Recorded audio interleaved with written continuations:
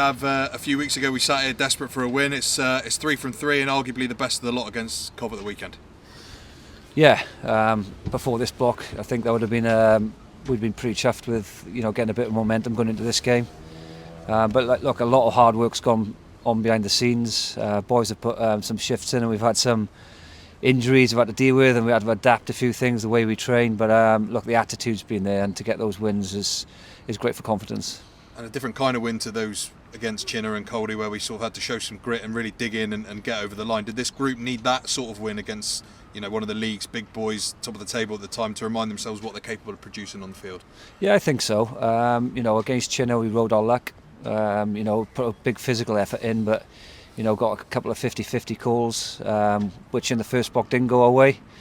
And then Coldy was a strong performance into the wind, a different challenge, and then to pick up, get over the try line on I think 6 or 7 times was good for confidence. And as usual, some bumps and bruises in the squad, as you mentioned. We'll talk about some of the new faces at prop shortly, but Matt Cannon and Harry Yates do return, and they come in to bolster the ranks.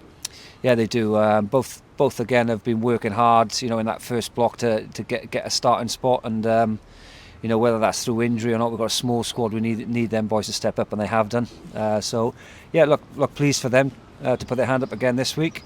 Really important for their development at this level. Just getting those minutes, is only going to make them better in the long run. So, yeah.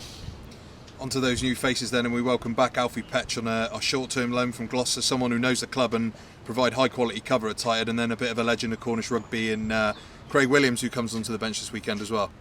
Yeah, firstly with Alfie, obviously we've got quite a good connection with Gloucester, and obviously Paves has had a big influence on Alfie's career as well, so to bring him back was a stroke of luck, if I'm honest, a bit of a timing thing, or bad luck if you want to say. You've lost 2 tight heads in one weekend, so but look, both of our tight heads are not far off. Jay's is just shorter this weekend, just getting over a shoulder injury, and then Frenchie's had a head knock and is going through the process at the minute. So look, we're pretty lucky to get Alfie in, and you just mentioned Craig, a bit of a Cornish ledge. Just chuffed for him to get that exposure. Really, it was straight away. I'm up to help you out. So. Look, a good thing for both, good occasion for him, and great for us to have a man like him to just step in. And some other news this week too, that Will Gibson's going to depart after 4 excellent years here to pursue an opportunity in Australia. That will come after the Ampthill game, obviously his last home game this weekend. A great player and a real great character amongst the squad. Yeah, look, his gameplay speaks for itself when you watch him. He's always bouncing around the pitch. But what people don't see is his influence he has around the environment. He's an absolute diamond, if I'm honest. He's going to be a big loss, but I think he's paved the way for what a good environment looks like. And you talk about culture. He's a proper architect within our environment. So look, it's sad to see him go, but I've been twisting his arm. Hopefully he'll be back at some point. Doncaster, the visitors this weekend, then a team that, as we know, have recruited well. Some big names have come in, but they've stuttered a bit so far this season as well. We do know, though, that they're a real threat if and when they get it right. You just have to look at the team sheet. They've got a lot of championship experience there, plus internationals. They've brought in some big names this year. And look, we've been in those positions in the past where you haven't quite fired, but they're showing glimpses of what they're capable of.